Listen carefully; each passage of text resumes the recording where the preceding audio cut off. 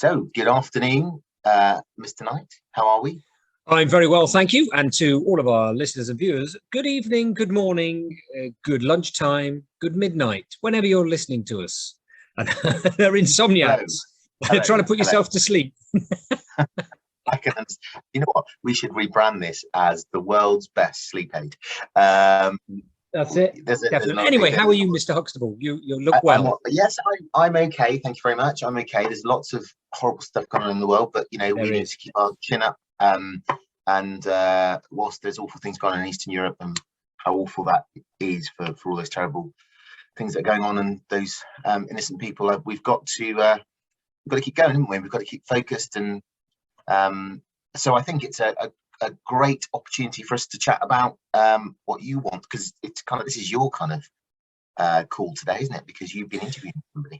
It is, absolutely. Yeah, I think that the idea is quite an interesting one, because during the lockdowns of the pandemic, which seemed a long time ago now, even though it's still all going on and other stuff's happening, it means that change is always constant. And one of the great businesses within the Southwest, in Bath, actually opened up during the middle of a large amount of change during the pandemic. They actually decided this is a great time to start a new business. And we're not going to do that just online the way you think we might. No, we're going to open up a face-to-face visitor attraction in Bath. Yes, that's right. It's the Mary Shelley's House of Frankenstein. That's my Frankenstein laugh. I don't know what that is. So was it Jon Ducker you were interviewing? What does Jon do there? That's right. Well, Jon is the general manager of the attraction, the House of Frankenstein, and I had the pleasure of chatting to him the other week, and here is that interview. Today I am joined by Jon Ducker from the Mary Shelley House of Frankenstein, based in Bath. So, Jon, thank you ever so much for joining us today. If you would like to say hello to the listeners and viewers and just let us know what this is all about, that'd be fantastic. Hello, everyone. Hello from, it's quite a rainy day here in Bath today.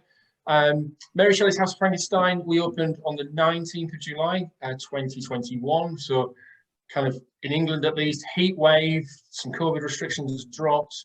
And so it was an interesting, brave new world really for us. The attraction tells the story of Mary Shelley and how she conceived and wrote the novel Frankenstein, 95% of which she did here in the city of Bath. And the reason behind the house is that the city had not celebrated one of its, premier residents, so to speak. Lots of talk about Jane Austen, the success that Bridgerton has kind of built on. But really Mary and one of the most influential novels of all time, Frankenstein, was kind of left to a little plaque. There are a few people in the city that knew, but our two creative directors, the two kind of brains really behind this project, really just went, let's do it. Why are we not celebrating in such a literary city, and such a very tourist, beautiful city it's been, that we're not celebrating this kind of, Mum was a feminist, she had an amazing and truly remarkable life. Why are we not celebrating this woman and the work that she's created? So that's why we're here. We are looking forward to 2022. Brilliant. Yeah, absolutely. So you mentioned there that you've had, opening in a quite challenging environment, which I know I'm sure a lot of business owners probably sit there and scratch their heads and say, boy, why would you do that? What's that all about? But obviously you've seized the moment and made the most of what you've got there. How are things going currently? And off the back of that, what's, from your point of view, and obviously we're talking customer experience and how you keep your customers happy, what are the key markers that you sort of go by in your organization to ensure that you've got happy customers who are going to tell lots of people how brilliant the experience is? Laughter, tears, screams, running, lack of breath, the kind of, I never knew that type experience. Mm-hmm. We've got a bit of everything for kind of hardcore Mary Shelley literary fans. Mm-hmm. We've got something for kind of horror fans, gothic fans, and also the kind of just I'm in Bath. What is there to do? Mm-hmm. That looks quite exciting. Mm-hmm. So yeah, if we don't hear screams, then we are kind of not doing our job right. There's a particular element of the house which is the last last set of rooms of the house which are designed to excite. It also sets up for any visitor who's purchasing a ticket or coming in. They hear that scream. Mm-hmm. You can hear the cogs in their head going, "What have I let myself in for here?" So, Mm-hmm. but if people don't want to do that part of the experience, they don't have to. So okay. Again, for us, it is that, as I said, it's that. What you get with any kind of museum or kind of attraction such as that kind of spark. Like, oh, I never knew that. Or one of the main questions that we have is why House of Frankenstein? Why here in Bath? So that's part of that engaging conversation for people who just happen to be visiting the city and they've heard about us, they've been recommended by us. So we like that kind of knowing smile, that kind of that kind of chuckle when a partner or somebody in the group has kind of hearts beating, sweat, that sort of things. Yeah, that's what we like. Oh, it's fantastic to hear, and again, many of our listeners probably, the last thing they want is screaming customers. But however, I think the link between that emotional or the emotional experience that any customer has with any business is critical, and you clearly have a really, really strong marker in terms of what it is you would like to be able to get the feedback on, and what you hear and what you see and what people say. So I think it's a really interesting one that actually does resonate with other businesses, but obviously at a different level. And people wanting to come back and enjoy the experience is one of the key things. Interestingly enough as well, we speak a lot to various businesses about how important it is for staff as well to actually be part of the experience and really enjoy what they do. How much is that of significance to you, at the house? And what are the criteria on hiring your team for this sort of experience? I mean, for literally everybody who had a hand in creating the house, it was a kind of step into the unknown. The two directors had never run a museum attraction before. They, very entrepreneurial, very creative. So I personally, I was hired to look at the kind of just the minutiae, the detail of running a visitor attraction. So, the exciting things, health and safety risk assessments, fire brigade visits, all those little things which are not sexy as such. They're not necessarily creative, but they are just as important as, for those who are watching can see behind me, and the smells and the videos and the other interactions we have. So then my task then to recruit a team, I quickly picked up, and I think this is a kind of mantra that I've held throughout my career, mainly based in heritage, because I came from a very creative background, is personality. Mm-hmm. I can teach somebody how to use a till. I can teach somebody how to restock a shop, to a plan, etc. But what I can't teach them is how to smile, how to have a natural engagement with visitors, and also how to make people scream. I think there's each of the team has a very distinct way that they, when we're in the basement, as it were, on one of the roles, how they go about approaching that kind of fear factor. So some it's a very loud type experience, very noisy, and others, like myself, I'm quite a tall chap, so I use stealth, and I like to, I creep up very silently on people, so that then when they turn around, they see my chest. They can't see anything else, So the guys we've hired, they come from all walks of life. Mm-hmm. They come from some come from a very near neighbour, the Jane Austen Centre. Mm-hmm. some from a very theatrical background. We have some actors here. One of them appeared in the BBC programme Chloe, which you may be watching. Some came from other tourist attractions. So when I was building the team, I wanted a really nice blend of experiences and skills, but that was really down. It was that first impression. How did they present themselves in the CV and the letter? How did they present when I called them, an interview with them? Remember, it was in COVID, so we kind of masks and things like that. So I remember the person who I interviewed with, Commercial Operations Director Vicky, we kind of, that first 10 seconds, that first 15 seconds, whatever it was, it's like, yes, that's the person we want here.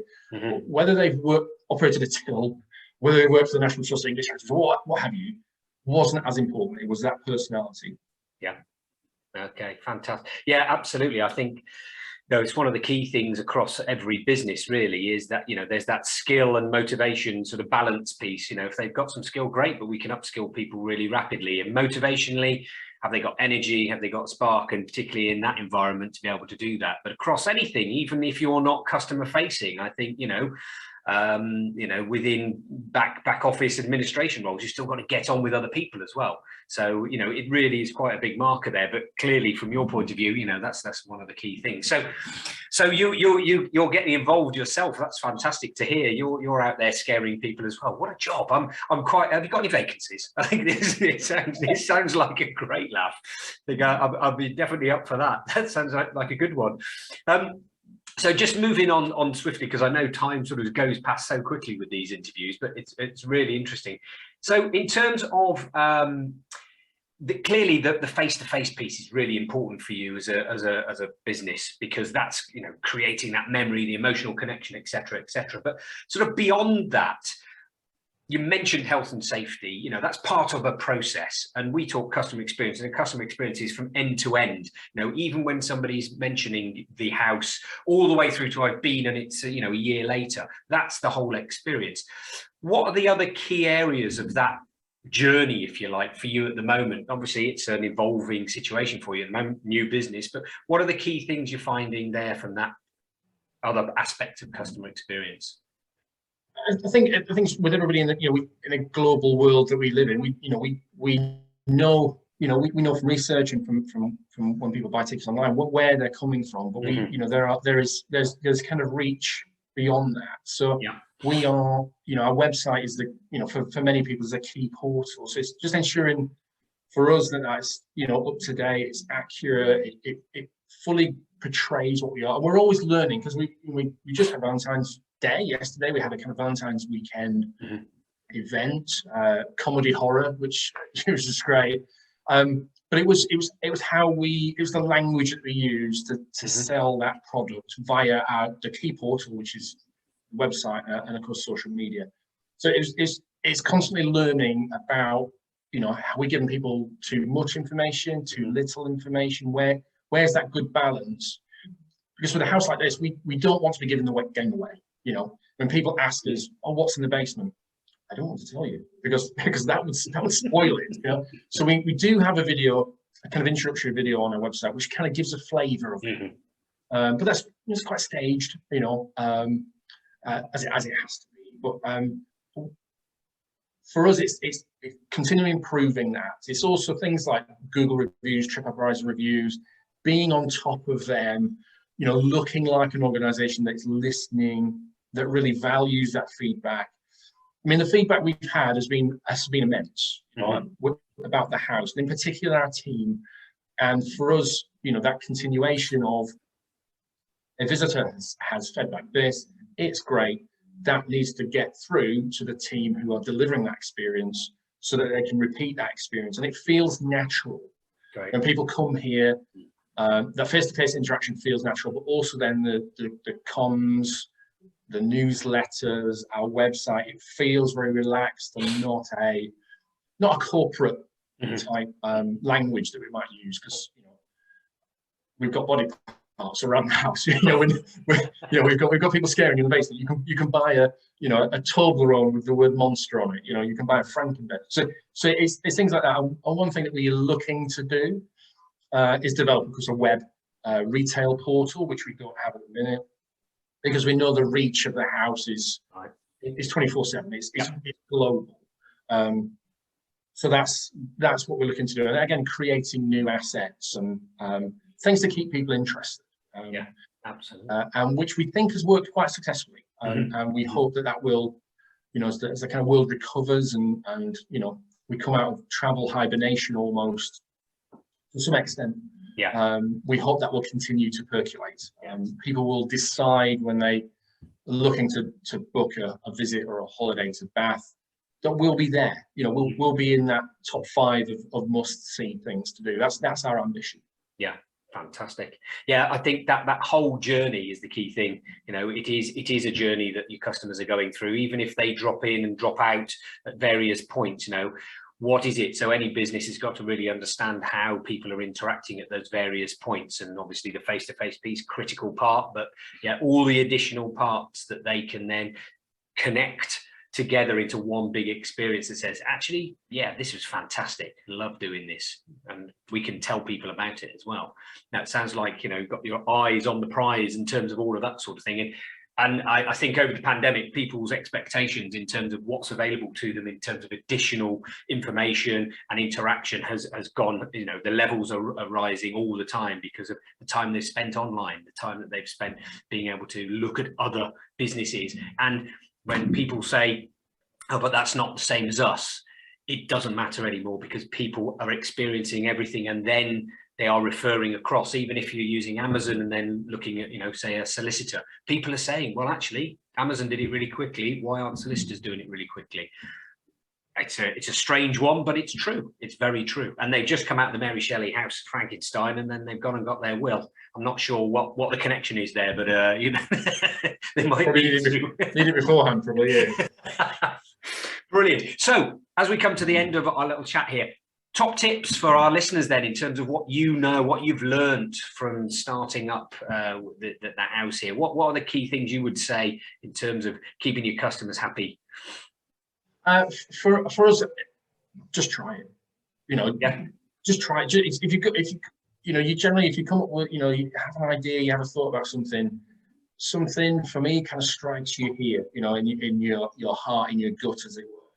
And the world has and still is, experiencing unprecedented times. People are looking for escapism, but they're also looking for, that kind of tradition. I'm glad that's still there. They're looking to expand their horizons. They've done it online. They're looking to meet face to face, get out, do things. Why should I go there? Why should I go back to that city? What will get me there? What is that experience? So at the house and in my kind of previous roles, it's been, okay, great idea. How do we put that into action? What are the pros, what the cons?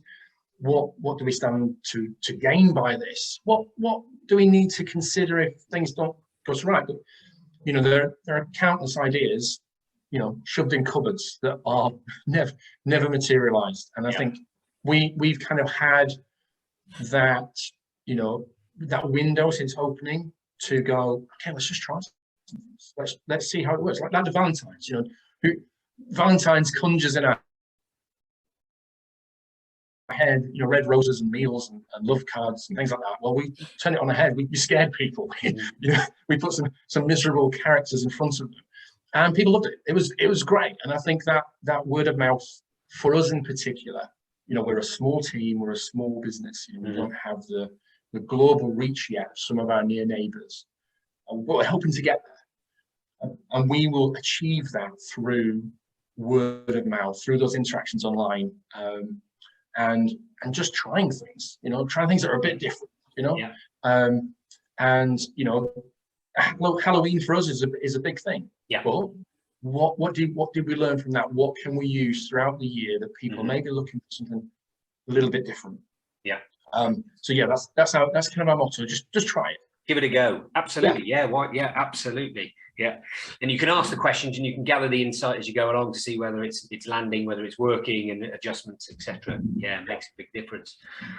So, finally, what's on the horizon? What's happening this year then? 2022 sounds like it's going to be an exciting one. What sort of things can you let the listeners know that they can get involved in, or so there's kind of top secret things that are here, yeah. And there's some other things. So obviously we are we're open. We're open currently 7 days a week. We're looking forward to a good half term this week and next week. Obviously, we're in that kind of teen, 12 and over market. So we think we have quite a lot to offer. Mm-hmm. For a kind of segment which is not necessarily that well catered for sometimes. Mm-hmm.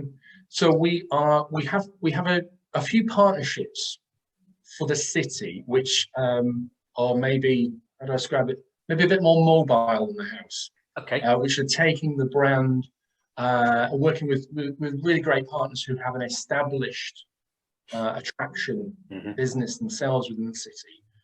So taking the house out to the city. We have an ambition to take over Halloween, as I mentioned. So we'll have our After Dark Mark II version 2 event this year, and possibly a monster ball, a kind of Halloween extravaganza in the city. Yeah. Which we're all looking forward to getting our best dress on and bits and bobs like that. Yeah. Obviously, we're looking forward to Christmas as well. Bath Christmas Market is kind of back in its pre-COVID state again this year, so we'll be part of that as well. Again, amazing little Christmas gifts, or something interesting to do at Christmas. Kind of mad or bad Santa type thing might be there for an adult audience, and really just building on our learning from last year. July and August were bumper times for us. So we are increasing opening hours. We're increasing access to the escape room, and we'll do some other little bits and bobs along the way to hopefully get the message out there, get more people into our attraction, and of course help the economy of Bath recover from COVID. No, fun. So there we go. That was Jon from Mary Shelley's House of Frankenstein. An amazing sounding attraction. One of those places where you think, oh, I'd love to go, but actually, do I really want to go? Do I want to go into the basement? I really don't think I want to go into that basement, to be perfectly honest. But yeah, what a story to start something up like that during a lockdown, during a pandemic, and thinking, well, actually, it's not always going to be like this. We've got an opportunity, business opportunity, and we can still make it work. So I thought I was absolutely, very brave position or stance to take during that time. But of course, one which needed them to be even more, even closer to their potential customers and to really understand what their customers are going to want. And I think it was that during the pandemic, it's that idea of, we want to be able to go and have an experience that is away from real life, away from everything that's not particularly grand, whilst having an education experience. And really, from one of our amazing authors, Mary Shelley, and understanding what's going on in a great city like Bath. What did you think about Jon's points there on that interview, Ryan? Well, apart from being completely terrified of the basement, it is now on my to-do list when I next go to Bath. The overriding thing that struck me, Rich, about there was a couple of things. The first thing was Jon's enthusiasm for his product, for his craft, for what he was delivering for his clients. It was really clear that it didn't really matter if there was a pandemic or normal times or whatever the dynamic situation is. And I think my reflection just briefly before I go on is businesses in the last 2 years and ongoing now with everything else that's going on in the world, this kind of, I don't think there is a normal anymore. Businesses have to be able to be, and we've said this a lot, I know, but businesses have to be dynamic and kind of roll with what their clients and customers want. And it's clear Jon really got that, and really took his time to think about every aspect of the experience that he was delivering for his visitors. And I thought that was really, really, really well done in terms of, you know, his thought process. Again, we talk a lot, don't we, on these calls, on these calls and particular podcast about, you know your journey, measure your customer experience, measure your journey from end to end. You know, it was really clear that he'd done that, and he'd spent the time looking at the different aspects. The other thing I thought was interesting was his point around being relevant to today's audience. I thought that was really good, in terms of, you know, Mary Shelley wrote this however many hundreds of years ago, but you know, trying to make it relevant for the current generation, I thought was again a nod to understanding his customers really well. Yeah, and it's really interesting because some people listening to us today may be going, well, what's that got to do with me? You know, I run an accountancy firm, or you know, a B2B organization. You know, what's that? You know, it's all very well, and you always talk about these hospitality and attractions and all these things, but how does that relate? Well, you know, you've just mentioned something there. Enthusiasm for your product. It doesn't matter what it is, and it is absolutely paramount that that goes across the whole of your team, that they understand that you have this passion, this desire to get this product to people because it is providing a solution or providing something for them. Your team have to have that enthusiasm. And an example of which, I went to a coffee shop down in Bournemouth the other day, actually. Lovely coffee. But unfortunately, the chap behind the till clearly didn't quite get it. It was a flat monotone. Yeah, what can I get you? And just that interaction didn't put lots of joy into my life. I didn't want him to go and tap dance. I didn't want him to do a Frankenstein impression and make me scream, strangely enough. But what I did want was some enthusiasm. It's something that related to that product. So those people listening, this is not about Frankenstein purely. This is about having a passion for that product and measurement, and the screams, you know, being that measure for John and the team. Yeah, how many you tick them off? Brilliant. I love it. You could collect them like Monsters Inc., couldn't you? You know, put them into tanks of scream. Brilliant. What a great marker. What a great measure. It's a really obvious one. But how else are you measuring that journey?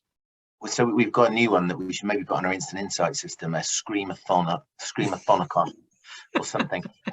But just you're right, you're absolutely right, as always, of course. But the other thing I wanted to say was, when a business leader has the passion and enthusiasm for the service they're providing, and can absolutely visualize what their customers want, you know, what he has proved in the most difficult times is you can set up a successful business at any point.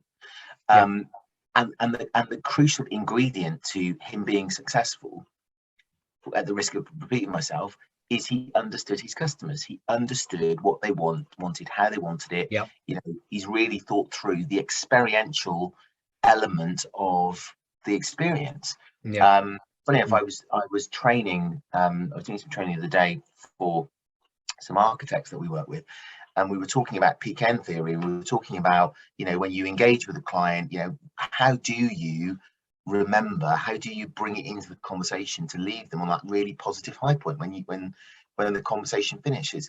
And it's so important, because if you can leave a client or a customer, you know, at peak end, you know, in the peak of that conversation, it leaves a really strong, positive memory for them about the interaction. And that came through time and time again in everything that John was saying. So, you know, great business. I'd encourage anybody that's in Bath, get down, scream as loud as you like, because they know, you know, that the guys love it down there. Well done, Jon Ducker and his team at Mary Shelley's House of Frankenstein. I think that's us for another month, Rich, isn't it?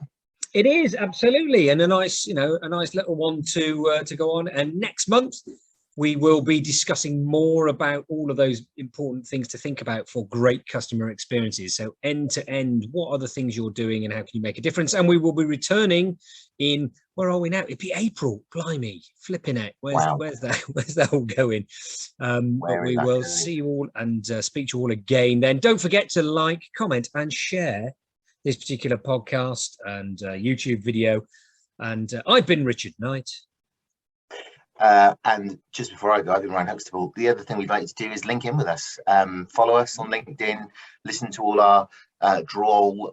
We do a little bit of the old